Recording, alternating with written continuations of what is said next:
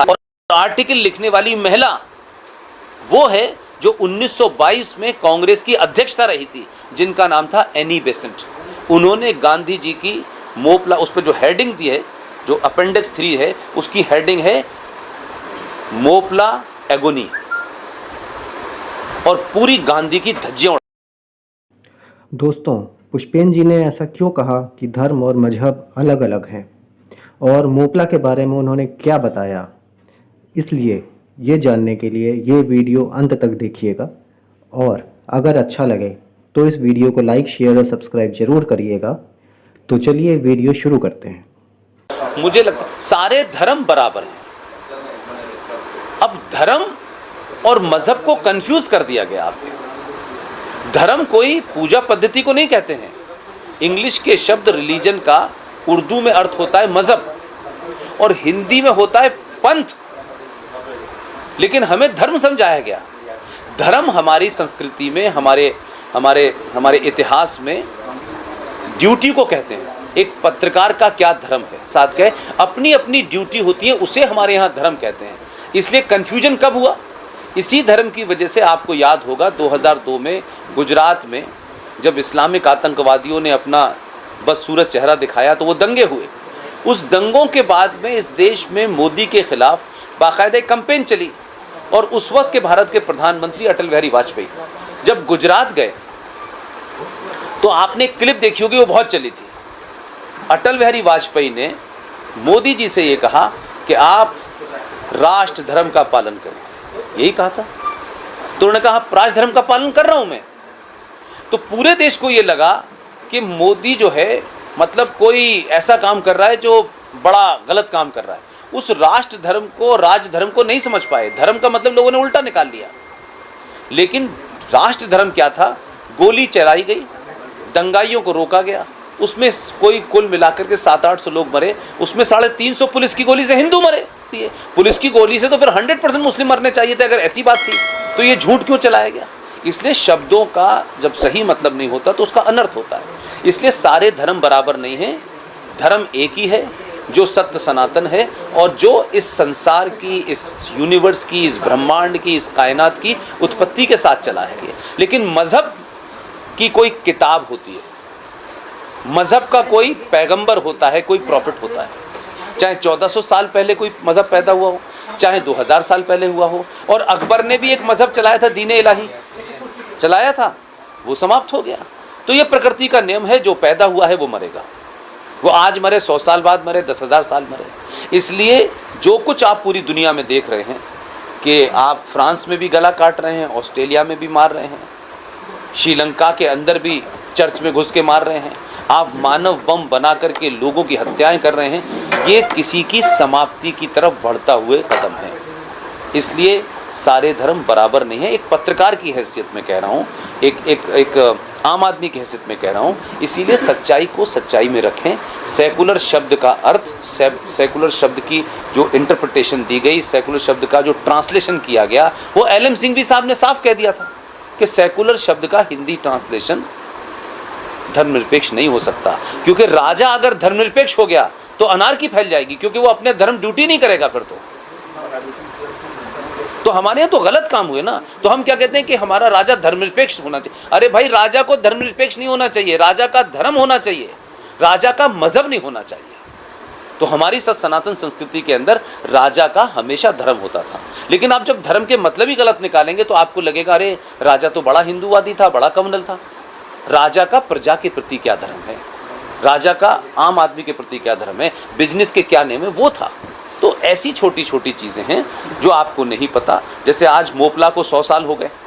मोपला का जो मैसेकर हुआ आप सब लोगों ने पढ़ा, इसी साल उसको 100 साल हुए हैं, शायद 21 तारीख को। मोपला क्या था? मोपला के बारे में बहुत सारी बातें की गई। मोपला किस कारणों से हुआ? हज़ारों हिंदुओं को केरल में एक तरफा क्यों मारा गया? गांधी जी ने उसको सपोर्ट क्यों किया था, खिलाफत मूवमेंट को? मोपला के बारे में अगर सच पढ़ना है तो कांग्रेस के अध्यक्ष 1897 में सर सी शंकरन नायर, जो 1908 में मद्रास हाईकोर्ट के जज बने, उनकी लिखी हुई एक किताब है। ये कांग्रेस पार्टी का अध्यक्ष लिख रहा है। कोई राइट विंगर नहीं लिख रहा।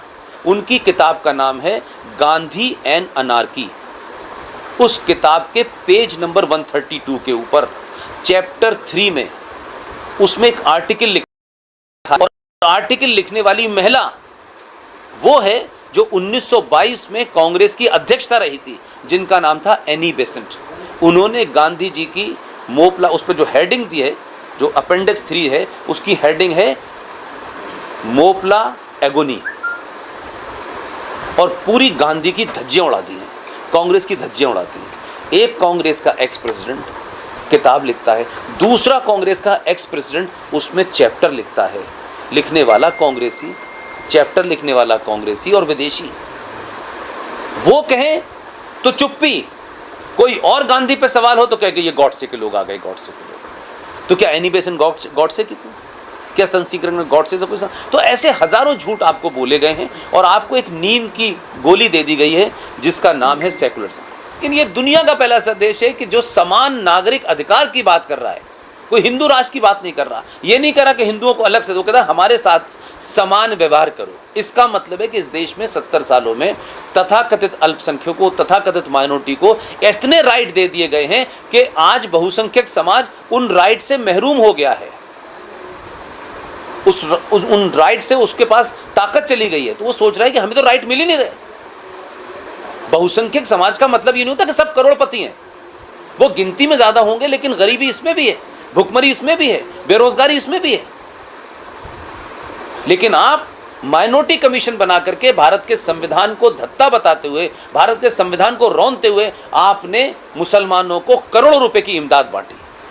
2006 में सच्चर कमेटी ला करके आपने 5,500 करोड़ का बजट है इस देश के मुसलमानों को बांटने के लिए।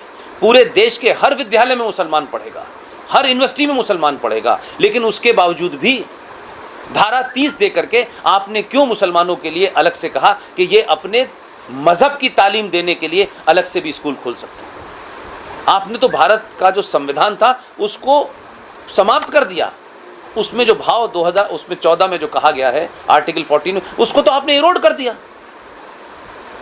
आपने धर्म के नाम पे रिजर्वेशन नहीं दिया, तो आपने माइनॉरिटी कमीशन के नाम पे दे दिया। आपने पूरे देश में जो यूपीएससी है उसमें जो ओबीसी कोटा है उसमें से निकाल के मुसलमानों को दे दिया।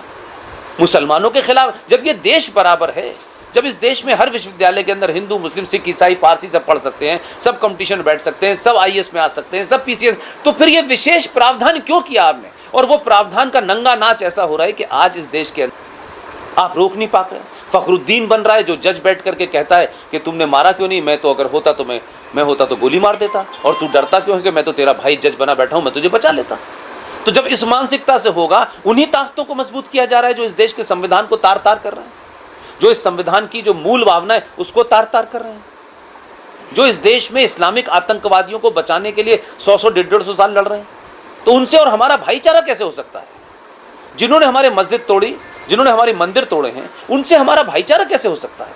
अच्छा, तोड़ने वाले चले गए, चलिए हमें उनसे कम, लेकिन यहां जो रह गए वो उनके हक में उन मंदिरों को वैसी क्यों बनाए रखना चाहते हैं? वो अगर भारत के हैं तो कहें कि भारत के लोगों के मंदिर थे, तोड़े, औरंगजेब ने तोड़े, बाबर ने तोड़े, हमारा तो कोई रिश्ता नहीं है।